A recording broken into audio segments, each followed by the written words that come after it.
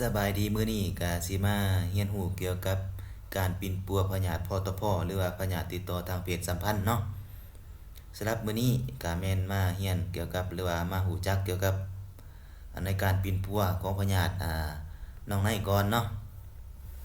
คือพยาธิน้องในนี่เป็นน้องในหรือกินยาหยังเนาะวิธีปิ่นปัวแนวใดก็มื้อนี้ก็สิมาแนะนำและสิมาสอนให้หรือว่ามาอธิบายให้ทุกคนที่อยากรู้นำกันเนาะก็คือการปีนปัวพยาธิน้องในแท้เนาะอยู่ในอวัยวะเพศหรือว่าอวัยวะสืบพันธุ์หรือว่าหูทวารเนาะการปีนปัวพยาธิน้องในแท้อยู่อาศัยอยู่อวัยวะเพศเนาะอยู่อวัยวะเพศหรือว่าอวัยวะสืบพันธุ์และหูทวารที่อิงใส่กลุ่มอาการแม่นปีนปัวควบคู่กับการปีนปัว น้องนายเทียมเนาะก็คือว่าการเป็นน้องนายแท้และน้องเทียมมันทางการปีนปัวพร้อมกันเนาะ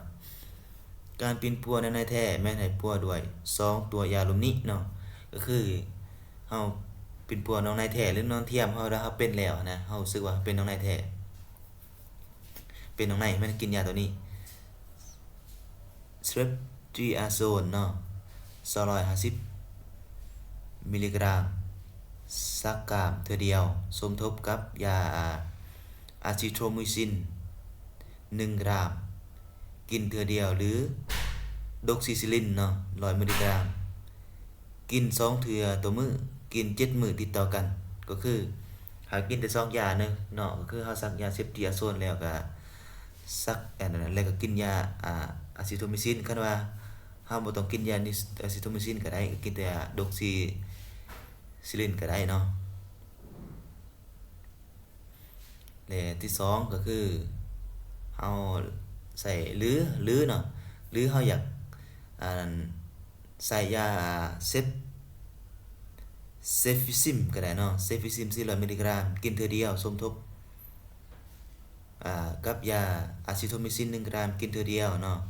หรือดอกซิซิลิน100มิลลิกรัมกิน2มื้อต่อเทื่อต่อมื้อเนาะกิน7มื้อติดต่อกันเนาะหรือเฮาอยากใส่แบบใดก็ได้เฮาสะดวกแบบใดก็ได้เนาะบ่ให้กินควบหมด2อย่างเด้แม่นเนาะตัวที่1ก็ได้ตัวที่2ก็ได้เนาะนี่การปิดปัวเนาะบัดนี้เอามาตอนนี้เฮาก็สิรู้จักเกี่ยวกับน้องในแท้ก่อนเนาะน้องในแท้แม่นภาษาอังกฤษเอิ้นว่า gono gonorrhea เนาะ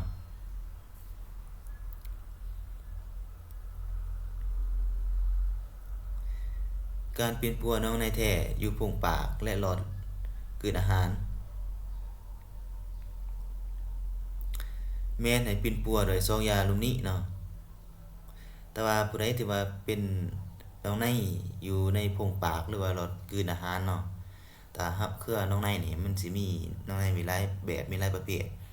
คือน้องในที่อยู่ปลายอวัยวะเพศบ่มันก็สิออกมาเป็นตุ่ม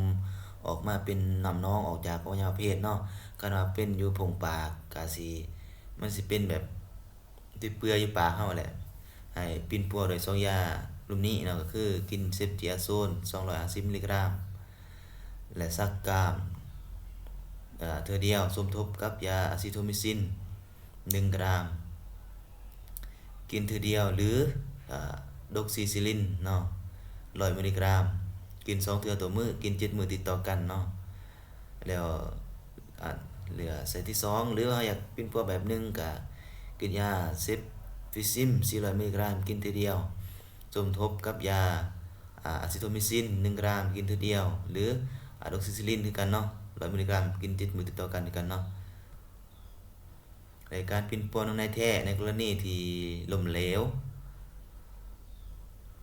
ล้มแล้วเนาะล้มเหลวก็คือแบบว่าจะได้ล้มเหลวแบบใดก็มันเป็นหลายเทื่อแล้วกินแล้วบ่เซาอันซั่นน่ะนะให้แม่นให้ซักเซฟเทียโซน500มิลลิกรัมเนาะแห้งๆกว่าเก่าเนาะกินทบหนึ่งสมทบให้แห้งกว่าเก่านั่นแหละแล้วก็อะซิโทมิซิน2กรัมกินเทื่อเดียวเนาะดอกซิลิน100มิลลิกรัม กิน2 มื้อ7 มื้อติดต่อกันคือกันเนาะหรือว่าหรือสิกินยาซิฟิซิมก็ได้เนาะก็เพิ่มเป็น800เนาะจาก400เป็น800คือว่าเฮา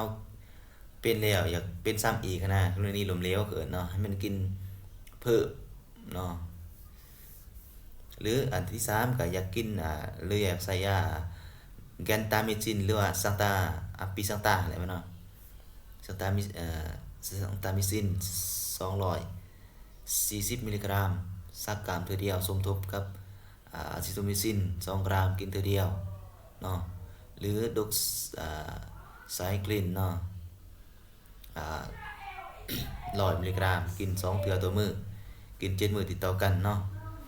ที่สี่ก็คือเฮาสามารถหรือกินแบบที่สี่ก็ได้เนาะสเปกติโนโลโมซินคือสเปกติโนโลโมซิน2กรัมสักกรัมเทื่อเดียวถ้าบ่แม่นอักเสบคอหูคอโอฟถ้าบ่แม่นการอักเสบหูคอเนาะโอฟโลฟินินเนาะ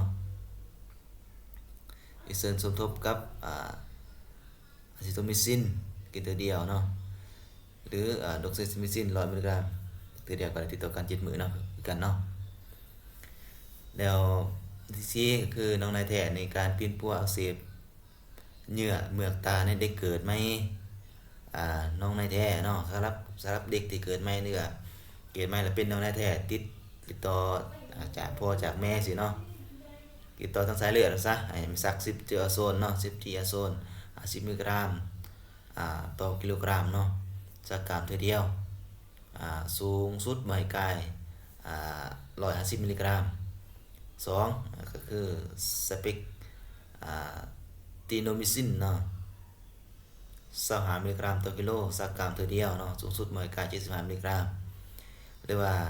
กานามิซินเนาะ250มิลลิกรัมสักกรัมเทื่อเดียวสูงสุดบ่ให้กาย75มิลลิกรัมเนาะสำหรับสักให้เด็กน้อยที่เกิดใหม่ถ้าเฮามีลูกแล้วเตรียมเฮาเป็นโรคน้องในแล้วอย่าลูกติดต่อทางเพศสัมพันธ์กวดเบิ่งก่อนเนาะลูกติดนำก็เฮาต้องซักใส่เนาะมาเฮ็ดสำหรับสมทบกับการล้างตาเด็กให้สะอาดด้วยน้ำเกลือเสื้อและน้ำทะเลเข้มใส่สำลีสะอาดเสื้อเช็คตาของเด็กที่มีการอักเสบและเช็ดตาระเบื้องแต่ในออกนอกเนาะและควรเช็ดตาห่างกันประมาณ2-3 ชั่วโมงจนกว่าน้ำน้องจะหายไปหรืออาการดีขึ้นการรักษาวิธีนี้ในพยายาม ให้พยายามหลีกเว้นการนำเสื้อจากตาเบื้องที่อักเสบไปติดแปดใส่เบื้องตาดีเนาะต้องล้างมือของทานให้สะอาดทุกครั้งหลังจากทำความสะอาดตาเด็กก็ควรจำพร้อมเดียวกันนั้นควรปีนปัวแม่และเด็กและครูความเพศของดาวโดยใส่เสื้อในน้องแท้เสื้อน้องในแท้อย่างในเทียมเนาะอีกใส่ตามแผนวัดกับกลุ่มกล้องการลงเขาและกุนย่อยของจากการไม่ว่าเพศของอันนั้นเพศชายเนาะก็คือการป้องกันการอักเสบเหงื่อเมือกตาในเด็กเกิดใหม่ที่ต่อน้องในแท้เนาะแนะนำให้ป้ายตาเด็กเกิดใหม่แม้เพื่อป้องกันการติดเด็กโดยเลือกใส่ตัวใส่ยาตัวใดตัวหนึ่งกลุ่มนี้ป้ายตาเด็กทั้งสองเบื้องทันทีหลังเกิดเนาะสำหรับเฮาคือเด็กนี่เกิดมานี่เฮาก็ใส่ป้ายมันป้ายยาตัวใดเนาะก็คือเอริโทมิซินก็ได้เนาะหรือว่าเตตาซิลินก็ได้เนาะก็เรียกว่าโปวิโดนก็ได้เนาะที่มีผสมเป็นน้ำเนาะหรือว่าคลอราเฟนิโกนก็ได้เนาะหรือว่าลิเวอร์นาตรีก็นิตรัสก็ได้เนาะเป็นน้ำเกลือเนาะสิ่งที่ห้ามก็คือสิ่งที่ห้ามสำหรับเด็กนี่คือห้ามแบบว่าโปวิโดน อ่าอีอีโออีโอดิสเนาะหรืออีโอไดอะไรพี่น้องที่มีผสมที่มีผสมถาดเหล้าเนาะเรือแอลกอฮอล์พี่น้องฉะนั้นบ่ให้ปลายตานะมันเสียบเนาะเอาสำหรับเกี่ยวกับการใส่ยาปิ่นปัวน้องในก็เป็นจบเพียงเท่านี้เนาะก็ถือว่าก็แม่น้องในก็หลายๆคนที่เคยพบเคยพอหลายคนที่เป็นเนาะก็เวลาคือมีเพศสัมพันธ์แล้วสึกคันๆก็แม่นนั่นแหละเป็นยาน้องในนะฮะแม่นกินยาอาทิโซมิซินหรือว่าซักยาเซปติอาโซนแล้วก็แล้วเท่านั้นจบง่ายเนาะแล้วว่องไวเนาะก็ขอบใจเนาะแล้วต่อไปเราสิมาเรียนเกี่ยวกับน้องนายเทียมเนาะ